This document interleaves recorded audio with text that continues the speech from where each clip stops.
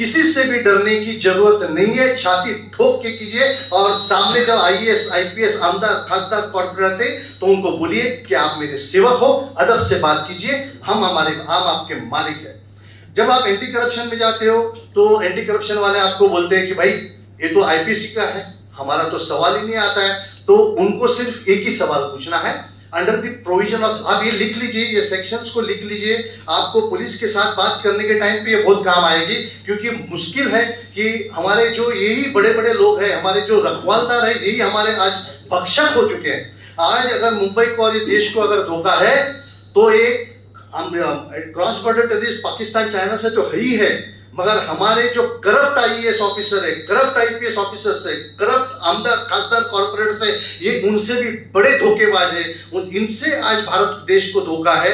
मगर मैं फिर से दोहराता हूं कि इनमें अच्छे लोग भी हैं जो मुझे आज आईएएस आईपीएस है, आमदार खासदार मुझे मदद भी करते। तो मैं सभी चोर है ऐसा नहीं कह रहा हूं, मगर काफी लोग हैं कि जो देश को बर्बाद करने के पीछे। तो आप पुलिस स्टेशन में जाओगे, आपने कंप्लेंट फाइल की है तो बोलेंगे कि भाई आप कैसे कंप्लेंट करते हो। पहले बात पूछेंगे कि पब्लिक सर्वेंट के साथ आप कैसे कंप्लेंट करते हो। आप म्यूनसिपैलिटी में आप कमिश्नर से कंप्लेंट करो, या पुलिस में है तो आप सीपी से कंप्लेंट करो। तो उनको बोलने का कि मैं यहाँ कंप्लेंट सिविल कंप्लेंट करने नहीं आया हूँ, I have come here to file a complaint under CRPC and for the offenses committed under Indian Penal Code। ये आप याद रखिए कि आपको अगर किसी ने बताया कि आप वरिष्ठ अधिकारी को क्यों नहीं मिलते हो, तो उनको बोलिए कि मैं पुलिस स्टेशन में इसलिए आया हूं कि मैं सीआरपीसी के तहत इंडियन पेनल कोड के ऑफेंसेस कमिट हुए हैं, उसके बारे में कंप्लेंट करने पुलिस स्टेशन में आया हूं। आप हमको रोक नहीं सकते। बाद में आप अगर एंटी करप्शन में जाते हो तो बोलेंगे भाई हम तो एंटी करप्शन है, हमको तो इंडियन पेनल कोड के तहत एफआईआर रजिस्टर करने का अधिकार ही नहीं है। तो बोले आप पुलिस ऑफिसर हो। एंटी करप्शन ब्यूरो ईओडब्ल्यू ये जो बनाई हुई है, ये आपके काम को सुविधा देने के लिए बनाई हुई है।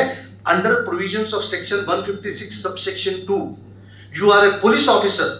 और एक पुलिस ऑफिसर के सामने अगर कोई भी कंप्लेंट आती है जहां कॉग्निजेबल ऑफेंस डिस्क्लोज होता है तो उसको एफआईआर रजिस्टर करना है। उसकी अगर ज्यूरिडिक्शन नहीं भी हो, अगर उसकी, वापस में दोहराता हूं, उसकी ज्यूरिडिक्शन नहीं भी हो तो उसको एफआईआर रजिस्टर करना ही है, और बाद में जिसका ज्यूरिडिक्शन है वहां उसको फॉरवर्ड करना है। तो आपके पास अगर एंटी करप्शन वाले बोले कि भाई ये नहीं होता है तो जरूर आवाज से बात कीजिए। और कहीं भी जाएंगे तो पहली बात आप वीडियो रिकॉर्डिंग कीजिए, क्योंकि वीडियो रिकॉर्डिंग के सामने उनको बात करना इतना इजी नहीं होता है। तो वीडियो रिकॉर्डिंग ये आपकी ढाल है, ये आगे हमारे मुंबई को, हमारे महाराष्ट्र को, हमारे देश को बचाने के लिए ये सबसे बड़ा न्यूक्लियर आइटम है।